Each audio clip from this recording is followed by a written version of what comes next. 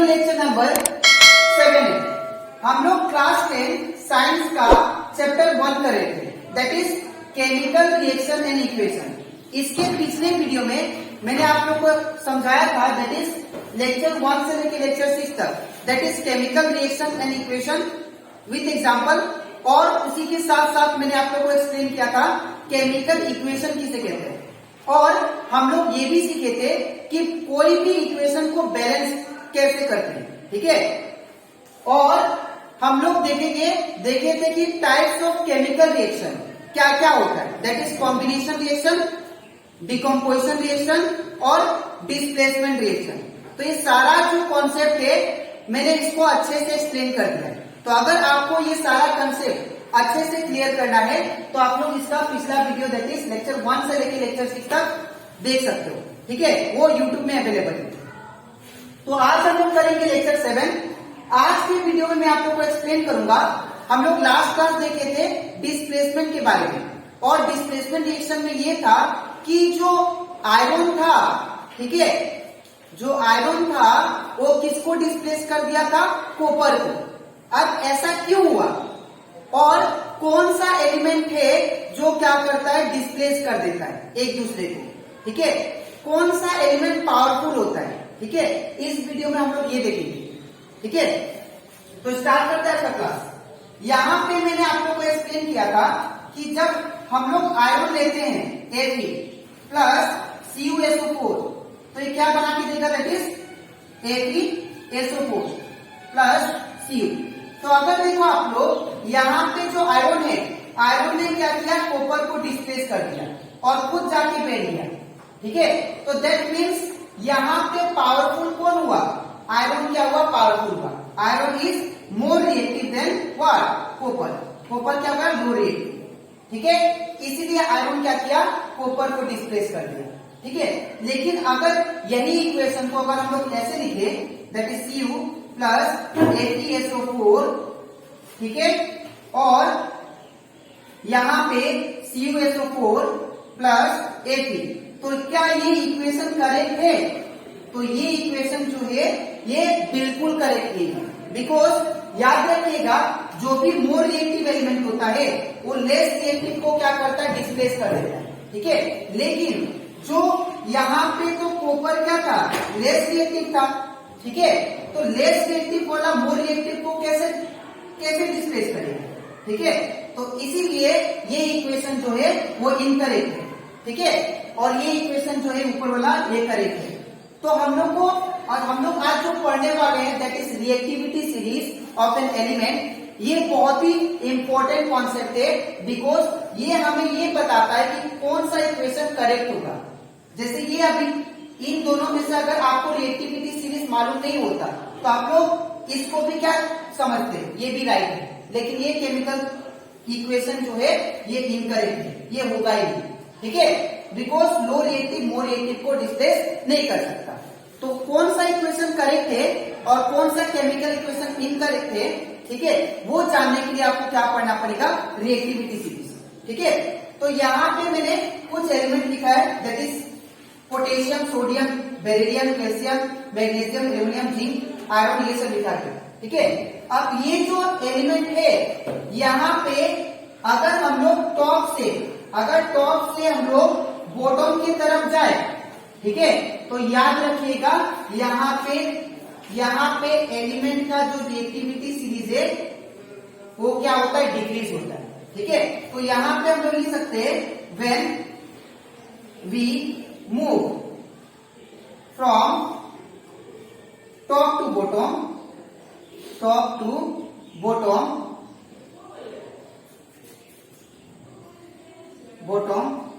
Reactivity of element decreases, ठीक है। तो इसका मतलब ये है कि अगर यहाँ पे बात करें हम लोग पोटेशियम का, ठीक है, दैट इज के, पोटेशियम क्या है, मोर रिएक्टिव है सोडियम से, ठीक है। और अगर मैं बात करूं बेरिलियम का, ठीक है, तो ये जो बेरियम है, बेरियम जो है वो क्या है, लेस रिएक्टिव है सोडियम से, ठीक है। तो सबसे मोर रिएक्टिव एलिमेंट, ठीक है। और अगर आपसे कोई पूछे कि लीस्ट रिएक्टिव कौन है, तो लीस्ट रिएक्टिव हमारा कौन है, प्लेटिनम, दैट इज पीटी, ठीक है। तो यहां पे पीटी क्या हो गया, that is least reactive element, ठीक है।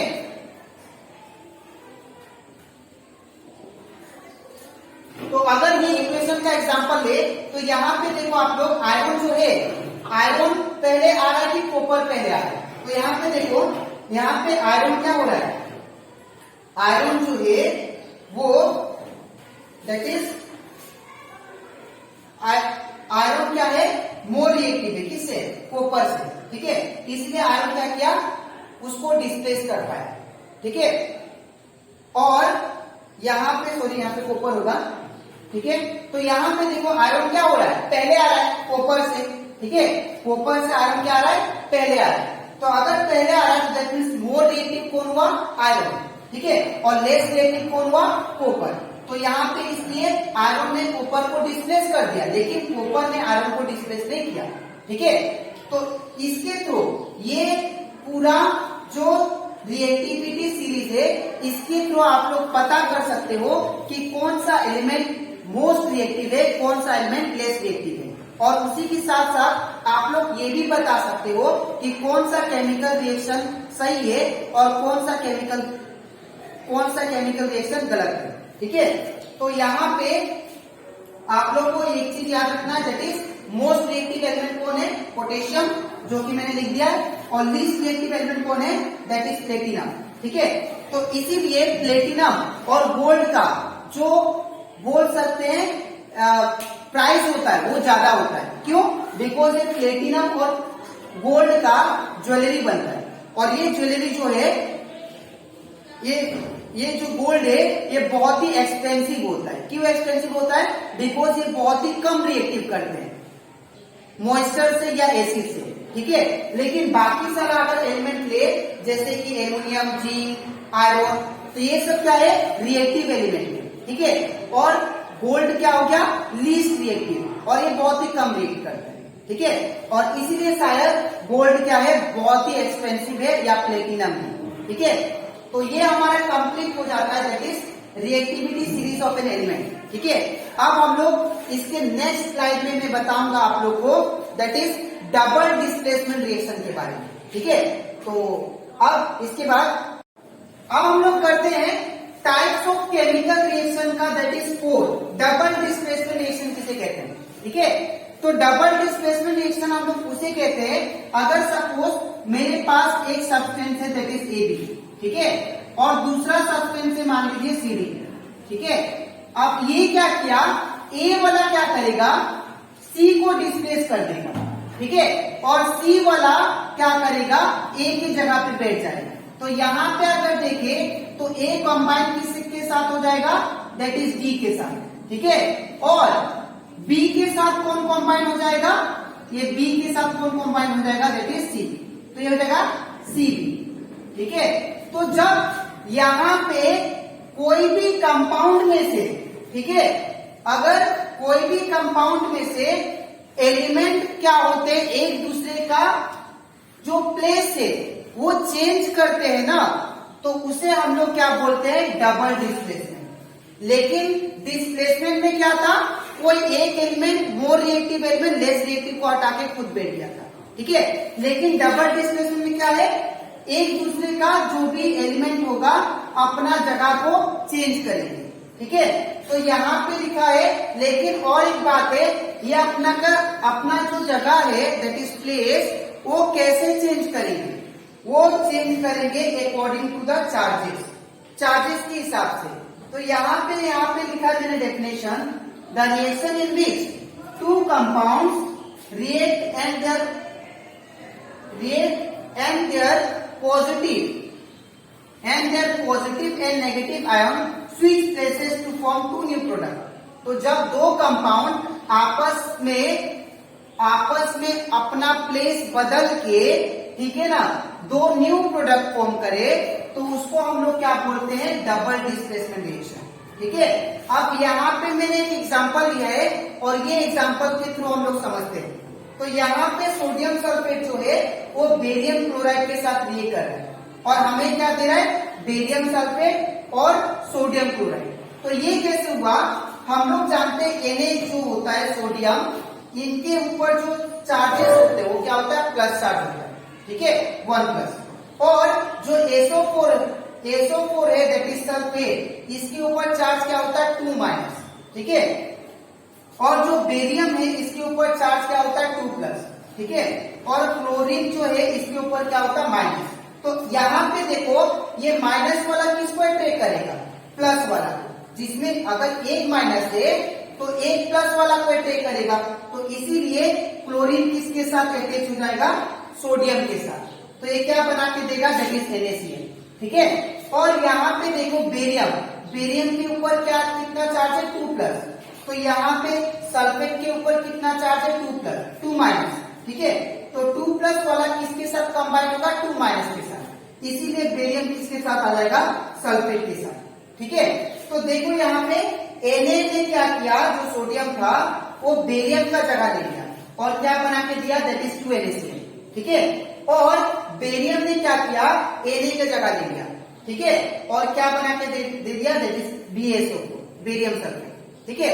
तो यहाँ पे चार्ज के हिसाब से एलिमेंट क्या हुआ, अपने आप को शिफ्ट किया, ठीक है। तो इस रिएक्शन को हम लोग बोलेंगे that is double displacement reaction, ठीक है। तो कोई भी कंपाउंड में से अगर एलिमेंट अपना प्लेस को बदले एक दूसरे का प्लेस को, ठीक है, अकॉर्डिंग टू चार्जेस, ठीक है, पॉजिटिव भी हो सकता है नेगेटिव भी, तो उनको हम लोग बोलते हैं डबल डिस्प्लेसमेंट रिएक्शन, ठीक है। तो अब ये कंप्लीट हो जाता है हमारा that is double displacement reaction, ठीक है। अब यहाँ पे इसी टॉपिक में डबल डिस्प्लेसमेंट रिएक्शन में और एक टॉपिक बचता है दैट इज प्रिसिपिटेशन रिएक्शन, ठीक है। अब ये प्रिसिपिटेशन रिएक्शन क्या होता है मैं नेक्स्ट स्लाइड में समझाऊंगा, ठीक है। तो इसके बाद अब हम लोग करते हैं दैट इज प्रिसिपिटेशन रिएक्शन क्या होता है, ठीक है। अब हम लोग समझते हैं। तो याद रखिएगा यहाँ पे प्रिसिपिटेशन रिएक्शन हम लोग उसे बोलेंगे अगर कोई भी दो सब्सटेंस, ठीक है, आपस में मिक्स हो रहे और मिक्स होके कोई इनसोल्यूबल सब्सटेंस फॉर्म हो जाए, तो दैट मीन्स वो जो रिएक्शन हुआ उसको हम लोग क्या बोलेंगे, प्रिसिपिटेशन रिएक्शन, ठीक है। जैसे कि मैं अगर एग्जांपल दूं, अगर मैं एक सपोज ग्लास लिया और ग्लास में मैंने क्या डाला, यहाँ पे वाटर डाल दिया सपोज, ठीक है। अब वाटर डालने के बाद मैंने क्या किया, इसमें कर्ड डाला, ठीक है, या सोर मिल्क डाला, दही डाल दिया, ठीक है, सोर मिल्क। तो जब मैं इसमें दही डाल दूंगा तो दही जो है पानी में पूरी तरह मिक्स नहीं होगा, ठीक है, कुछ कुछ क्या हो जाएगा, यहाँ पे सॉलिड टाइप का बच जाएगा। तो जो सॉलिड टाइप का बचा ना, उसको हम लोग क्या बोलते हैं, इसको हम लोग बोलेंगे प्रिसिपिटेट।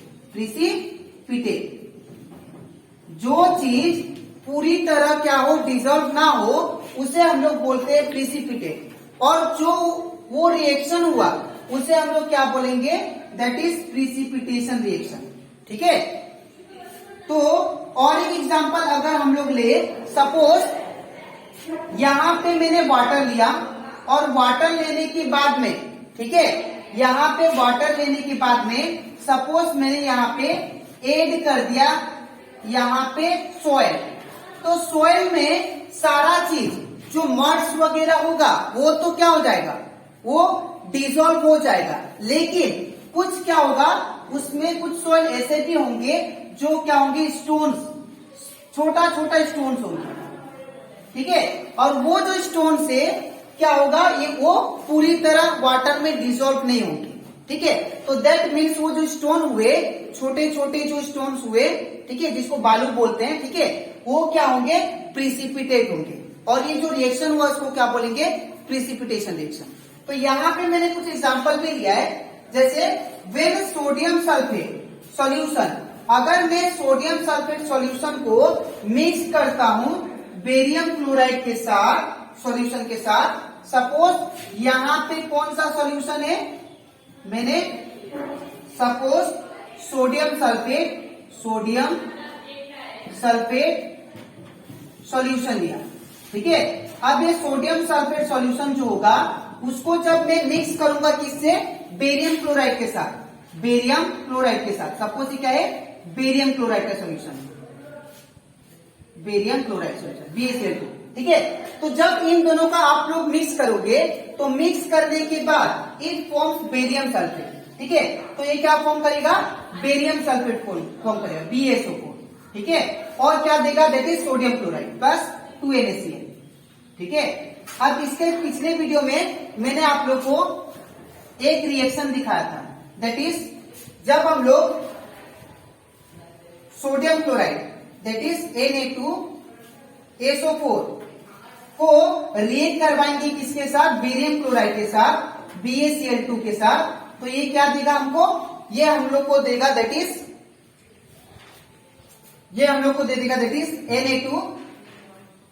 Na2BaSO4